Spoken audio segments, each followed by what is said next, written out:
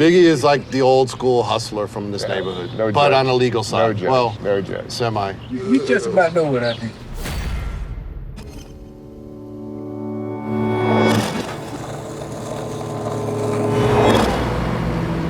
Some communities immediately reach out and grab you the second you arrive. And it's easy to fall prey to labeling it way too early. There's always more complexity and depth than at first glance. It's not often that you call a cinder block a canvas, but that's certainly the case in Wynwood. And right now, I would have never believed it, but I got tour buses that come by here. Street art has transformed this community. It's not just tech here, medtech or software, it's also like a wide variety of really different industries. And it's creeped into the hearts and the souls of all that experience it. Before, there was nothing here. You couldn't walk back here. If you walk back here, this whole crew will get robbed. Evolution, transition, transformation, whatever you want to call it, it always has to start somewhere. In the 1950s, after World War II, there was a large influx of Puerto Ricans into Wynwood, and it became known as Little San Juan. Over time, the neighborhood began to diversify to include blacks, Haitians, Colombians, Cubans, and Dominicans. And by the 1970s, it was lower middle class. And then over time, the barber shops, the laundromats, and the bodegas get torn down for cafes where you can get a $15 cup of coffee, hit your private Pilates session, or oogle at a dress in the window that for $800, you quietly wonder who in the hell is gonna wear that?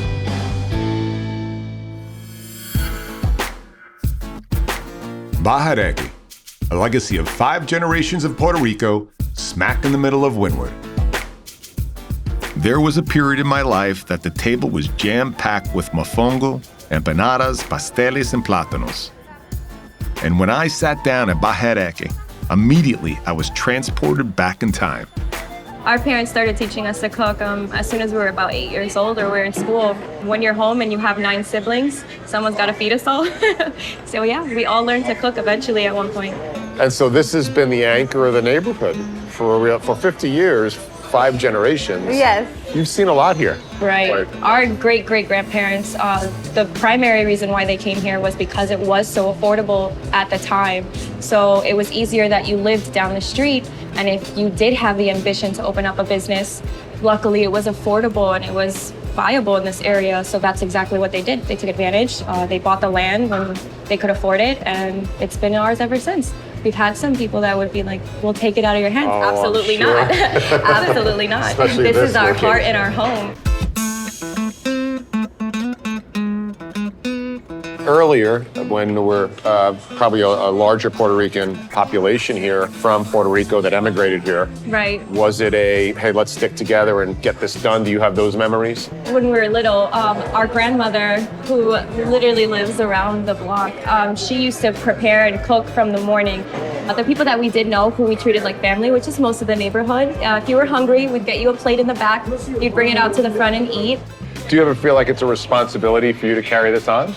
Responsibility? Yeah. I definitely feel more so of an honor. I mean, I think we're incredibly lucky to say that our family has been here for so long. I don't really know many people that can say that, especially as Puerto Ricans and Cubans. We need each other to survive in this area because it is flourishing quite rapidly. So, yeah. Please. Thank you. You too? I can like drink alone. Never. Oh, that's good. Yeah, right? You agree? She agrees. Like, my love, 21 more years. Maybe a little earlier.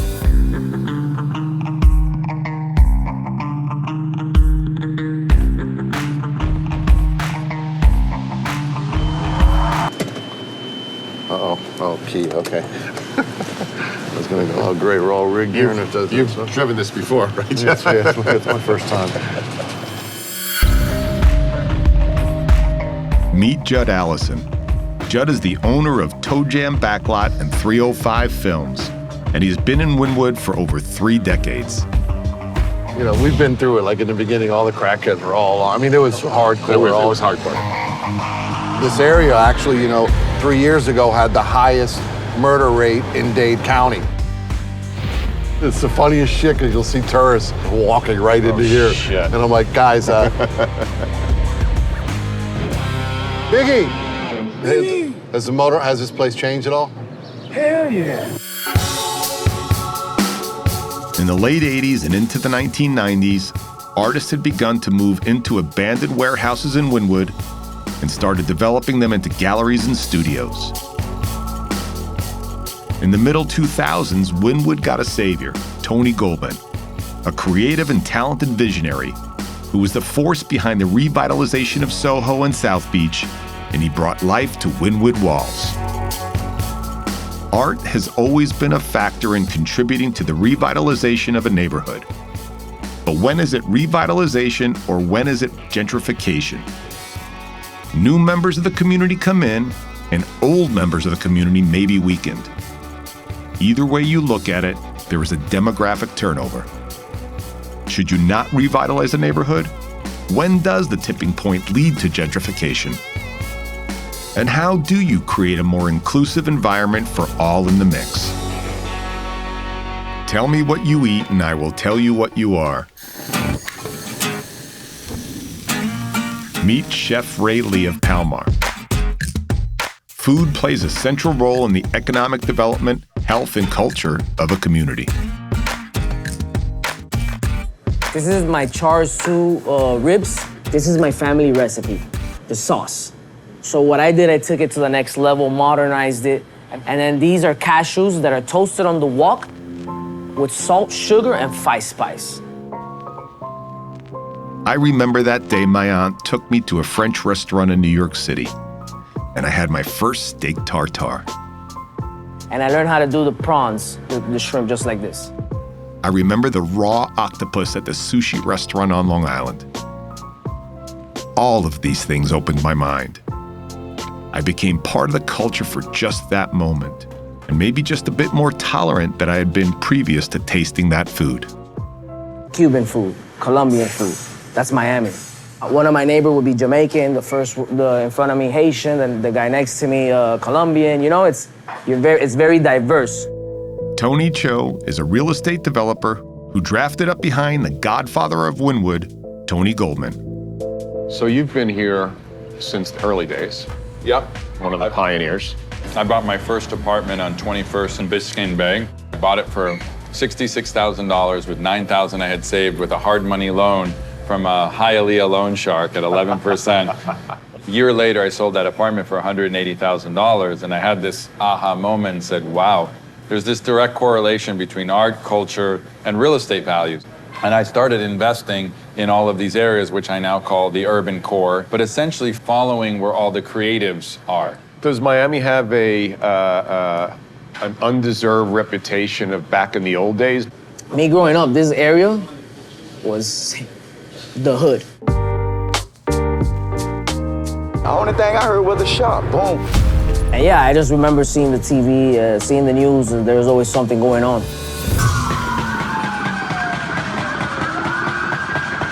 Miami's scene is shares of many troubles, but I see we're seeing daylight, a lot of daylight and a lot of innovation. I could say Wynwood has come a very, very long way from what it was before.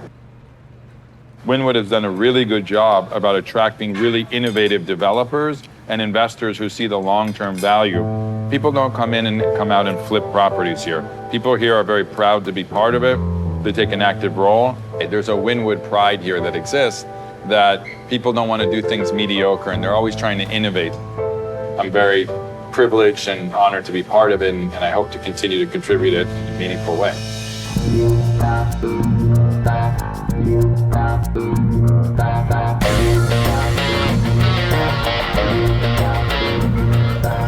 Eric Buchal is an executive who previously worked in Silicon Valley for Verb Surgical. They were developing one of the world's most complex surgical robotics platforms. Eric moved to Wynwood to lead a venture capital-backed surgical robotic company who intends on revolutionizing the dental surgery market. When you made a decision to move the entire headquarters to Wynwood, did Wynwood influence pro or con, or what did you wrestle with before pulling the trigger on that financial commitment?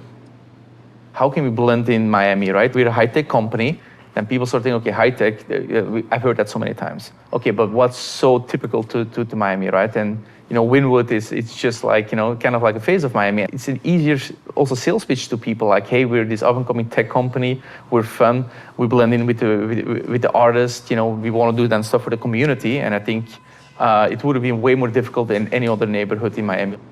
My fear here is, and it's happened in every neighborhood, is artists get pushed out eventually. Yep. I don't care how badass they are. Money talks all day long. And so I'm just curious, tick tock, how we're going to balance that here. Yeah, I think the bigger advantage that companies like us have is the timeline. We have very patient investors. We've been grateful with having the right investors that have patience with us, right? Let's look at 5-7 years down the road. So we don't have that pressure of delivering right away, or we need to grow every single quarter. Yeah, and it's that mindset that leaders need, because too many times we're looking exclusively at the balance sheet and scared shit of the shareholders and the quarterly response. Yep. And I think that leadership really would resonate in this Wynwood neighborhood tremendously. I think like we're one of the first like kind of tech companies or med tech companies, right? There are some startups that are looking at like technology, but it's not really living here yet. I think the tech business here is really like the next frontier, right? And I think the city needs to start recognizing it more, because just by us it's not going to happen, right? Yes, we're going to be attracting talent, but talent attracts talent, right? So we really need all the companies here to join like the development, whether it's from Wynwood or South Florida. You have the people here, you have this international vibe. Like let's build a new tech city here. We love the revitalization of neighborhoods. We love the ready-to-shoot Instagrammable scenery of these communities. While change is inevitable, and it always leaves something or someone behind, there will always be winners and losers in all transitions. Like it or not, without the risk of extinction, there is no evolution. And by the way, I am not saying that evolution is a good thing. You're welcome, True Future.